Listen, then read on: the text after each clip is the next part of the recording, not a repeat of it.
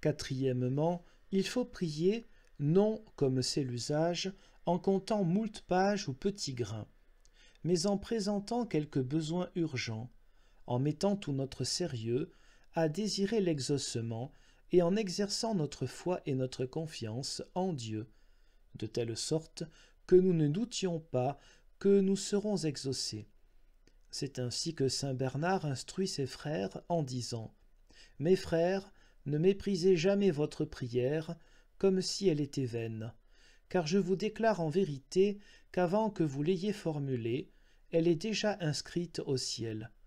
Attendez-vous avec une entière certitude en Dieu à ce que votre prière soit exaucée, ou, si elle ne l'est pas, qu'il ne vous aurait pas été bon ou profitable qu'elle le fût. » Ainsi, prier, c'est s'exercer particulièrement dans la foi qui, en toute certitude, rend cette prière si agréable que, ou bien elle sera certainement exaucée, ou bien il nous sera donné quelque chose de meilleur que ce que nous demandons.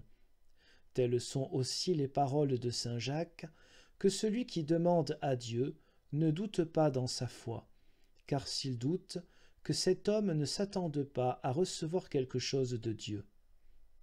Voilà une sentence claire qui promet et refuse sans embâche. Qui n'a pas confiance ne recevra rien, ni ce qu'il demande, ni rien de meilleur.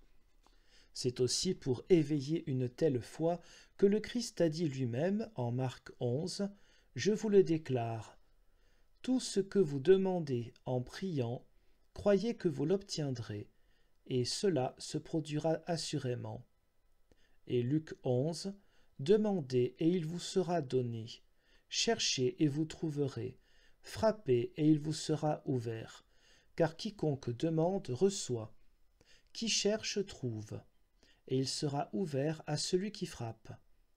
Quel père parmi vous donne à son fils une pierre s'il lui demande du pain, ou un serpent s'il lui demande un poisson, ou un scorpion s'il lui demande un œuf?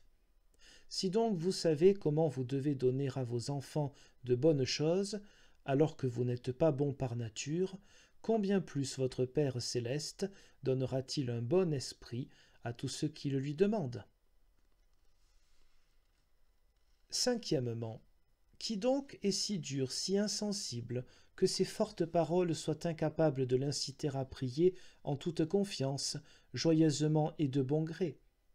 Mais combien de prières faudrait-il aussi réformer pour que l'on prie d'une manière conforme à ces paroles? Toutes les églises et tous les couvents sont aujourd'hui pleins de prières et de chants, mais comment se fait-il qu'on en retire peu d'amendements et de profits, et que cela empire chaque jour?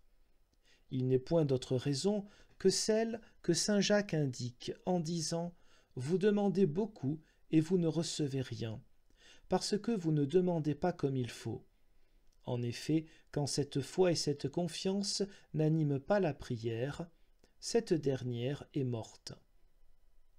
Elle n'est rien de plus que peine et labeur ardu. Si cette prière reçoit quelque chose, ce n'est rien d'autre que profit temporel, sans nul bien ni secours pour l'âme, voire pour son grand âme et son aveuglement. C'est ainsi que prient les gens. Ils babillent beaucoup de la bouche, sans se soucier de savoir s'ils obtiennent ce qu'ils demandent, ou s'ils le désirent, ou s'ils y croient, et ils demeurent endurcis dans cette incrédulité, comme dans la pire des habitudes, à l'opposé de l'exercice de la foi et de la nature de la prière. Il s'ensuit que celui qui prie comme il convient ne doute jamais que sa prière soit vraiment agréable et exaucée, même si ce qu'il demande ne lui est pas exactement accordé. Dans la prière, il faut en effet exposer à Dieu notre besoin, mais ne pas lui prescrire de mesure, de mode, de but ou de lieu. Au contraire, s'il veut nous donner quelque chose de meilleur ou de différent de ce que nous pensions, il faut nous en remettre à lui, car souvent, nous ne savons pas ce que nous demandons. Comme saint Paul le déclare dans Romains 8, et Dieu agit, et donne au-delà de ce que nous pensons. Aussi en Éphésiens 3,20, comme il le dit dans Éphésiens. Aucun doute ne doit donc subsister quant à la prière, elle est agréable et exaucée, et néanmoins elle doit laisser Dieu libre de fixer le temps, le lieu, la mesure et le but. Il disposera toutes choses comme elles doivent l'être. Tels sont les vrais adorateurs qui l'adorent en esprit et en vérité.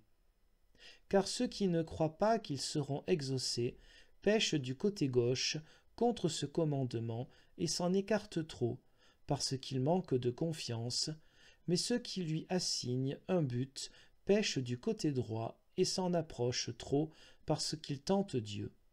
Aussi a-t-il interdit ces deux choses, pour qu'on ne s'écarte de son commandement ni à main gauche, ni à main droite, c'est-à-dire ni par manque de confiance, ni en tenant Dieu, mais qu'avec une foi simple on demeure sur la bonne voie, qu'on ait confiance en lui, sans toutefois lui prescrire de but. Sixièmement, nous voyons donc que ce commandement, de même que le deuxième, n'est autre chose qu'une application et une pratique du premier, c'est-à-dire de la foi, de la confiance, de la certitude, de l'espérance en Dieu et de l'amour de Dieu, de telle sorte que le premier commandement soit le capitaine de tous les commandements, et la foi l'œuvre capitale, et la vie de toutes les deux autres. Comme nous l'avons dit, sans la foi, elles ne peuvent être bonnes.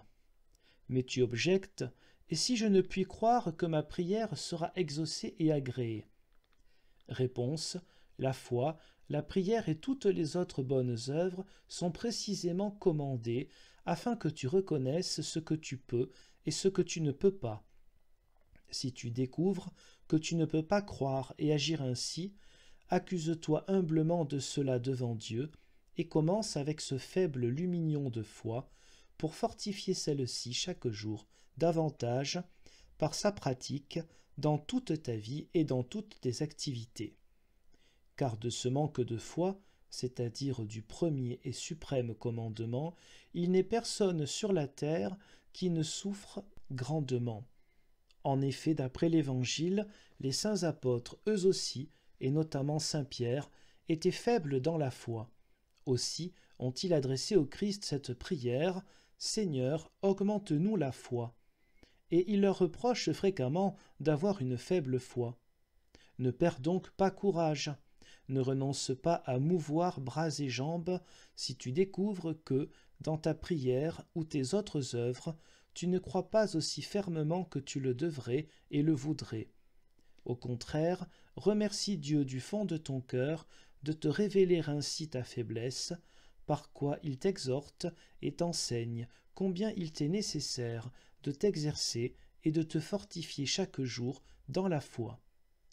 Que de gens ne vois-tu pas, en effet, qui déambulent, qui prient, chantent, lisent, agissent et paraissent être de grands saints, et qui ne parviennent pourtant jamais à reconnaître où ils en sont concernant l'œuvre capitale, la foi.